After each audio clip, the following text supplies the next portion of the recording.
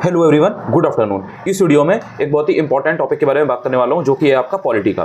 Polity के mains के target UPPCS के लिए आप ऑलरेडी कर रहे हैं, बट कुछ लोग ऐसे भी हैं जो सिर्फ और सिर्फ आरओ एआरओ ही एम कर रहे हैं, वो यूपीपीसीएस को इतना टारगेट नहीं कर रहे हैं। सो फिर वो यूपीपीसीएस मेंस के टारगेट को कंप्लीट भी नहीं कर रहे हैं, तो इसलिए वो पॉलिटी को इस समय पढ़ भी नहीं रहे हैं, लेकिन उन्हें पॉलिटी को तैयार करना है। पॉलिटी को लेकर के मैं आपको बता दूं कि यूपीपीसीएस में तो पॉलिटी बहुत इंपॉर्टेंट सेक्शन है। 16 से लेकर के 22 तक क्वेश्चन इसमें आते हैं, इसी के बीच में रहते हैं। कभी भी ऐसा नहीं होता है कि सिर्फ 6 या 7 क्वेश्चन आए यूपीपीसीएस में। आरओ में ये रहता है कि 7 से लेकर के 15 तक क्वेश्चन आते हैं। तो पॉलिटी एक इंपॉर्टेंट सेक्शन है और ये स्टैटिक का सब्जेक्ट है।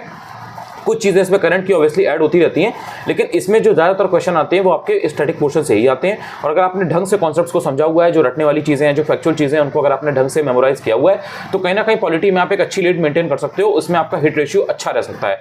अगर यूपीपीसीएस में आपके 18 क्वेश्चन आ रहे हैं, तो 18 में से आप कहीं ना कहीं 15 क्वेश्चन 14 क्वेश्चन आसानी से सही कर सकते हो। इसमें इतना प्रॉब्लम नहीं होती है, चीज़ें बहुत ही एक्सपेक्टेड लाइन्स पे होती है।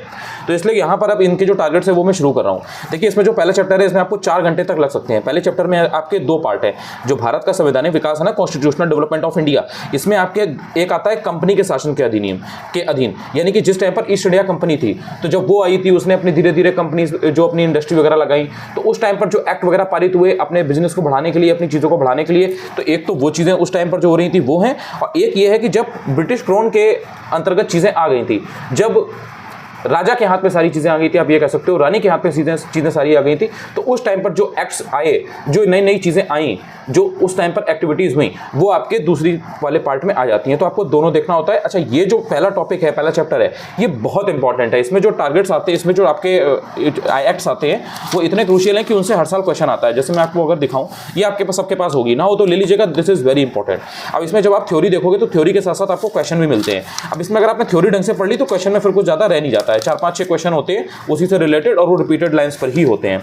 अब इसमें आप देखोगे कि जो भी एक्ट इन्वॉल्व थे, जैसे चाहे वो 1773 का रेगुलेटिंग एक्ट हो, या फिर उसके बाद में आपका पिट्स इंडिया एक्ट हो 1784 का, या फिर आपके 1813 और 1853 के एक्ट हो, ये सब जो है ना, ये बहुत इंपॉर्टेंट थे। इसमें कुछ कुछ चीज़ें डिफरेंट थी एक दूसरे से। जैसे 1773 में कुछ हुआ, देन 1784 में कुछ हुआ, देन आपका 1813 में कुछ हुआ, 1833 में कुछ हुआ।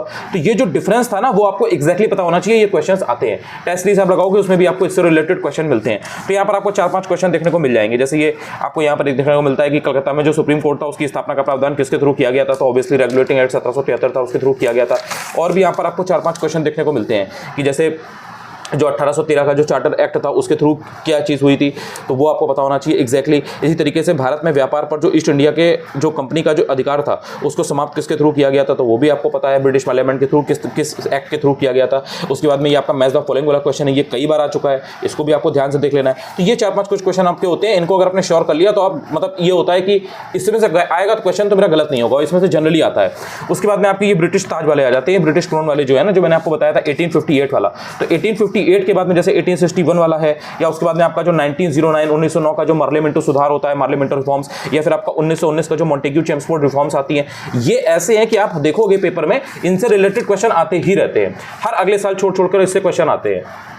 तो जैसे आपने 1773 के एक्ट में, 1784 के एक्ट में, 1813 में, 1833 में डिफरेंस देखा ना, ऐसे ही आप 1909 में क्या डिफरेंस था, 1919 में क्या डिफरेंस आया, ये आपको समझना पड़ेगा। इसके जो प्रोविजंस हैं वो आपको एक्जैक्टली याद होने चाहिए। इनसे बहुत क्वेश्चन आते हैं। यहाँ पर क्वेश्चंस दिए भी गए प्रैक्टिस के लिए, इनको भी अगर आपने रट लिया ना, तो हो सकता है कि इसी में से आपको क्वेश्चन मिल जाए। जनरली इसी में से क्वेश्चन रिपीट होकर के आते रहते हैं। और इनका जो एक्सप्लेन वाला जो पार्ट होता है ना, जो ये वाला होता है, ये क्रूशियल है। इसको अगर आपने नहीं पढ़ा ना, तो उसके प्रोविजंस को आप समझ ही नहीं पाओगे, क्योंकि किसी को एक क्वेश्चन मान लो ये हुआ है, इसमें उस क्वेश्चन के 4 पॉइंट्स दिए होंगे, लेकिन उसमें होंगे 6। अब उसमें 2 यहां पर नहीं दिए गए। फिर जो दूसरा क्वेश्चन इसी से रिलेटेड होगा ना, उसमें फिर उन्होंने वो 2 पॉइंट भी दिए होंगे। तो इसलिए अगर आपने एक्सप्लेन पोर्शन को अच्छे से कर लिया ना, तो कहीं ना कहीं आपका जो पूरा टॉपिक है वो कंप्लीट हो जाएगा।